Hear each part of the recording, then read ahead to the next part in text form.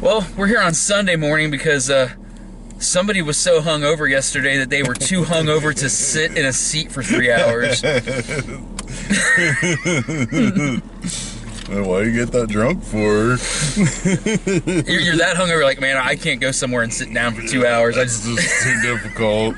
Can't go and sit somewhere, sorry. So, I know I posted that we were going to be watching both The Commuter and Proud Mary, but I think next week we'll watch Proud Mary, and I'm thinking Paddington, too. Paddington, yeah, that's probably going to be the best. So we saw The Commuter, which at first I didn't think was, oh, this isn't taken on a train, and then it's taken on a train. It's taken on a train. Well, it's 100% taken on a train. As soon as he says, like, my family, I laugh. I'm like, hey! It's my family surf. I will find you, and I will kill you. You know, he said kind of like a condensed version of that. Yeah, pretty much. That movie, I said it when it was over, it was dumb as shit, but really awesome. I liked it. Yeah, it was ridiculous. When that fucking train crash happened, it was just like, oh my god, this fucking train crashed for 15 minutes. It was the most over-the-top train wreck. It was. Think of the train wreck in Unbreakable and multiply that by like 12. Yeah, it was so ridiculous. Best train crash, well, second best. The best train crash ever was in that, oh god, what was that movie with Nicole Kidman and George Clooney, The Peacemaker? When the train explodes because it has a nuclear weapon on it. Oh, that was the best train crash ever. This is a second to that. Yeah, it was awesome. Liam Neeson, you know what? Liam Neeson didn't play, he kind of was typical Liam Neeson, but he really wasn't, because he's a life insurance salesman, and even when he's trying to sell somebody life insurance, it still terrifies the shit out of him. And he always plays like he's 100 years old. He always plays like a 40-year-old. No, he was totally playing a 60-year-old in this movie. Yeah. And he still kicked everybody's ass. Like, he's the best 60-year-old insurance salesman that you've ever seen when it comes to fighting. Yeah. And yet, I have to say something, not to sound cocky, but like, there's a character in here that the plot of the movie is, he's on a train, and it turns out there's a witness to a crime that she's about to meet up with the FBI and testify. And so this group of people that she's testifying against try to get Liam Neeson to take her out on this. That's essentially what it is. Yeah. And, you know, all hell breaks loose. But he's a former cop. But I have to say something. The second they showed the girl in the beginning, I knew that was who it was. I don't know why, but I was like, that character is gonna be something, because they were just, why would we be given any time with her for her to just walk off the screen? Shouldn't have even focused on her at all. Yeah. So it kind of gave that away, at least to me. I figured it out right away that that's who it was. Yeah. Well, it was pretty obvious now I think about it, because they focused on everyone else on the train. Like, every single person on the whole entire train got some airtime except for her. Like 5 seconds at the beginning, and then come back towards the end like, oh, hey, what about you? Oh, yeah, you're that girl. Yeah, and it was a girl. We won't tell you which girl, but it was a girl. Yeah, because, like, it is, like, the train is like half and half. There's, like, half chicks, half dudes. But, well, they pretty much are telling you it's a girl the whole time. It's none of those fucking douchebag dudes. But the greatest part about that is that this is one of those movies you don't watch to see how it ends. You watch to see how it gets to the end. Yeah. You know how it's going to end when it starts. It's Liam Neeson. He's going to be okay in the end. I mean, he does the Liam Neeson thing. He saves his family, and he's the hero. Like, of course, it's Taken. Like, haven't you seen Taken before? There was 3 of them. And this was directed by the same guy who directed Taken on a Plane. Oh, yeah? Well, there you go. What was that called? Nonstop? Yeah. Yeah. Taken on a Plane. I like Nonstop. So he's been taken on a plane. He's been taken on a train. Next will be taken in a house. Next will be taken in with a mouse. Oh, shit. I tell you what, the fucking douchebag train conductor guy, the red-haired one. Oh, he was so good. Just such the best character. He was such a fucking tool. But you know what I liked about him? He knew he was a tool and he didn't care. Yeah, he didn't even care at all. No. That was great. I had fun. I thought the cast was all really good. And I never know exactly how to pronounce her name, because I've heard her first name pronounced Vera and Vera, and I've heard her last name pronounced Farmiga and Farmiga. So I don't know if it's Vera Farmiga or Vera Farmiga. I don't know, but she was awesome. Yeah. That's when they're like mid-30s. Vera Farmiga is like 40-something years old. Heck yeah. But yeah. So it was fun. I mean, this if you're going to see this movie, you're probably going to like it, because you're going to see Taken on a Train. You want to see Taken on a Train, and if you saw a preview for it, you're thinking the exact same thing. Yeah, that's Taken on a Train. You get exactly what you. I got exactly what I wanted out of this. You $6 for that, yeah. It was almost exactly like Taken on a Plane. Yeah, it kind of was. It really was, except they were on a train instead of a plane. I like Nonstop just a little better than I like this, but only a little bit. That's because it had more developed characters. This one we're kind of rushed by characters. That one we got to know some of those people on that plane. This one we barely got to know anybody on the train. Yeah. I tell you what, it almost fucking ruined it at the beginning. It's like it set it up really well. Like, I like the first 5 minutes was great. Yeah, in the first 5 minutes you get this is daily routine for years and years and years. Okay. The mundane. Then when he went to the bar, it was like, whoever took over the filming at that point. Oh my god. Fucking jerk off. Don't fucking what? And I get what they were trying to do. They were trying to make us feel uncomfortable, because it's like he was. If you move that much when you're sitting in a bar looking at somebody, you have a fucking problem. You need to go to the hospital because you're having a fucking seizure. Fucking get out of here. You have a tumor. You don't know it yet. Yeah. Like, don't shake the camera around to try to make us feel like we're one of those people sitting in the. Fuck you. I'm watching a movie. That got ridiculous. It was. And I'm not one of those people that's always anti-shaky cam. There are movies that do shaky cam and do it right.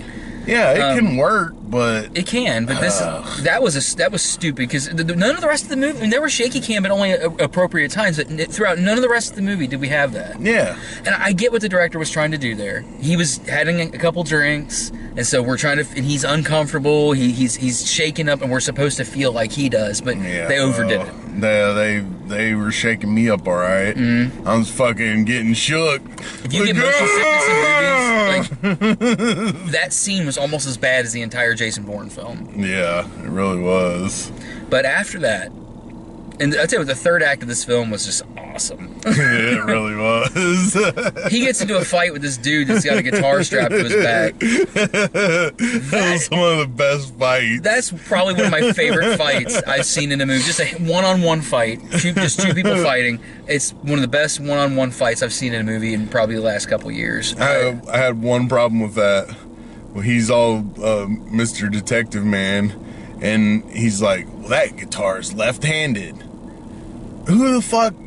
You would have to go out of your way to find a left-handed guitar to give to that guy to get him on the train. Like, you're just trying to get him exposed. Like, maybe that was the idea. Fuck, there are 10,000 right-handed guitars to every one left-handed guitar. You gotta, like, special order that guitar just to give it to that guy so that some old dude on a train might say, that's a left-handed guitar. You're holding the gun in your right hand. And it's a Fender Strat, because I know my guitars. That was a Fender Stratocaster. Yeah. A left-handed Fender Stratocaster, like authentic Fender. You're looking a couple grand. Yeah. Because it was a good guitar, but man, he beat the fuck out of him with it. He sure did. I was doing this, like, there was other people in the theater. As soon as he beat him, I wanted to be like, "Thank you, Cleveland. Good night."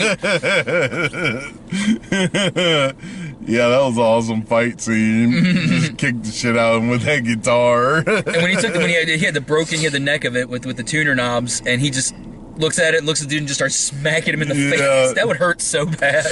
I accidentally hit myself in the face one time, like the guitar dropped and hit me, just falling. I was like, ow, that kind of sucked. Yeah. Being hit in the face with tuner knobs. Oh, that would suck bad. Oh my god. That'd piss me off. I loved how every time he would like come back in a train car after a fight, he would sit down like and then 2 seconds later he was fine. He got sprayed in the face bleeding with and everything. He got the shit knocked out of him in this movie, and then he was just fine. Yeah, like he would sit down, compose himself, literally 2 seconds later, he's fine. Like nothing ever happened. He's 60 years old. He just fucking got in a knockdown, drag out fight, getting beat to hell and back. Like 4 times. Yeah, it was no big deal. But I you know what? In a movie like this, I forgive it because nothing about this movie attempted to be real. That train explosion was so unrealistic. It really was. But you know what? I like it when a movie does shit like that and it maintains that tone throughout the whole film. I hate when a film is taking itself seriously and then does something stupid. You're like, what? Yeah, why? Come on. But a movie like this. Yeah, it was ridiculous the whole time. Liam Neeson was having a good time. You can tell he was having fun. He's like, they just keep paying me all this money to make Taken movies over and over again. I don't even have to change my character. I'm just Taken. And this is my favorite Liam Neeson performance since. Have you ever seen the movie A Walk Among the Tombstones? I've heard of it, old. but I don't know. I don't remember seeing it. I'll let you borrow it. It's excellent. It's not Taken at all. It's not. It's a gritty. He's a cop that's like a drunk, and he just every time you see him, he's throwing back whiskey, smoking, and saying "fuck" every other 5 seconds. That's awesome. It's a fucking great. It's a disturbing ass movie, but it's really fucking good. I'll let you borrow it. But this is probably my favorite performance of his since that. Awesome. Yeah, he was really good in it. Mm-hmm. Yeah. I enjoyed it. It was everything that I hoped it was going to be. Won't probably go on any top 10 list of the year, but that was a fun experience. I actually highly. It was only an hour and 40 something minutes, so it didn't overstay its welcome. There were some parts that dragged a little bit, but not real bad. There wasn't like one scene that drug on forever. There was just little bits here and there that drug, but you know what? You kind of have to put some filler in a movie like this, so I was okay. Yeah. So, yeah, go check it out. We'll go over the trailers real quick because my wife is coming up to see the movie we saw last week, Insidious. I had much more fun with this than Insidious. Yeah, and I didn't hate Insidious. The trailers we got a trailer, that same fucking trailer for the Tyler Perry movie. That's the fucking worst. Tyler Perry Acrimony or whatever sucks. Acrimony. But Acrimony. It's got all actors that I like. It just looks so fucking terrible. It's fucking bad. If anybody else was making it than Tyler Perry. Do you know what I thought when I saw this trailer? Remember last year they had the fucking movie with the white woman that was crazy and Unforgettable. Yeah, it's the same movie. It's the same fucking movie. It's the fucking same movie. Except Tyler Perry did it. And Taraji P. Henson is playing the Katherine Heigl character. Yeah. I heard that movie was terrible. I heard it was too. And now Tyler Perry's remaking it a year later. It's going to be fucking even worse. People have said see it though. So like when next year when I go on Black Friday when it's $1.99 on DVD, I'll pick it up and we'll watch it. Oh yeah, we'll do a review of it then. Because apparently Morris Chestnut and Rosario Dawson are really good at that movie. And about that same time you'll be able to get the Tyler Perry one for 99 cents. I will not. None of my money. Nope. You can compare them.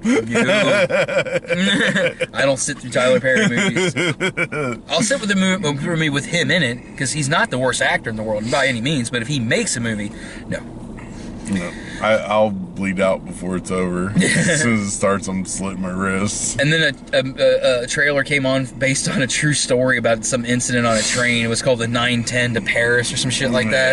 Yeah, that looked terrible. That looks like a kind of thing that's probably a really great book. Yeah. It's probably a great book, but oh my god, it looks so fucking stupid. It was just one of those super boring, based on real event movies. It just didn't have any highlights to it whatsoever. And I'm going to say something very unpopular here. I love Clint Eastwood as an actor. I do.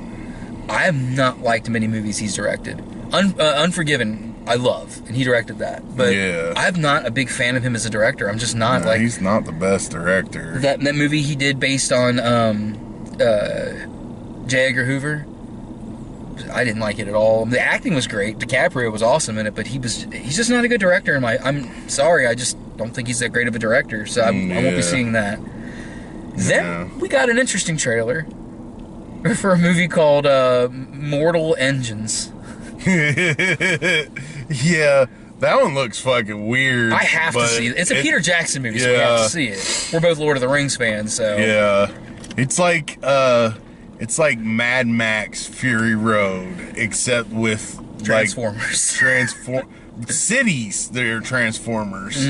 Like giant. There was trees planted on it and fucking like ponds and like I don't even know what the hell to think. It was just the oddest looking thing. It's Mad Max meets Elysium. Yeah, like why is that giant city chasing that smaller city and eating it? Like, what's going on here? All I know is they better make a video game adaptation of that, because that looks like it'd be so fucking fun to play.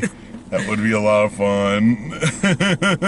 And then we got another trailer for Winchester, which I still really want to see that movie. But this trailer didn't look as great as the last one, but I still really want to see it looks like they kind of they're going more towards the horror movie aspect of it.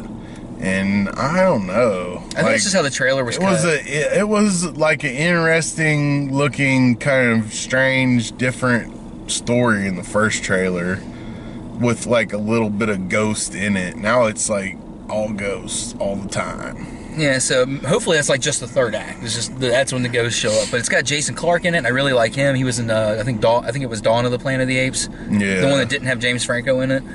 And it's got the Dame Helen Mirren, and I'm a huge fan of Helen Mirren. I love her as an actress. So yeah, and she's playing Sarah Winchester. So I know about the story of the Winchester house. I've seen tons of documentaries on it.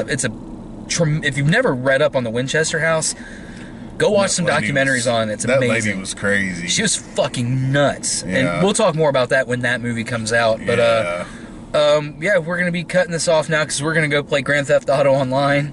Yeah, you're going to murder people and piss off little children. Oh my God. We were just talking, I felt bad. We just happened upon the same guy. We were playing, like, what was that, 2 nights ago? We just kept happening upon the same dude.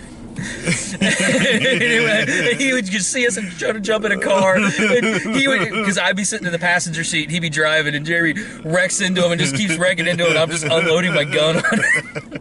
I felt bad. It was like 5 times in a row. Yeah, we're such demented GTA players. It's hilarious. At least we're fair, not like the cheating assholes on there that fucking have the super powered armor. Oh, I hate that. You can kill us. If you find us on there, we're killable people. Oh, yeah, we don't cheat. We get killed a lot. It's fun. Probably got killed more times than I've killed someone else, but it's totally fun. I've killed myself so many times, but you know what? I've always taken out the other person when I do. That's the whole point of the game, is to go around and kill people. But you know what my favorite thing to do is? Just to take my 44 and shoot him in the face. It never gets old.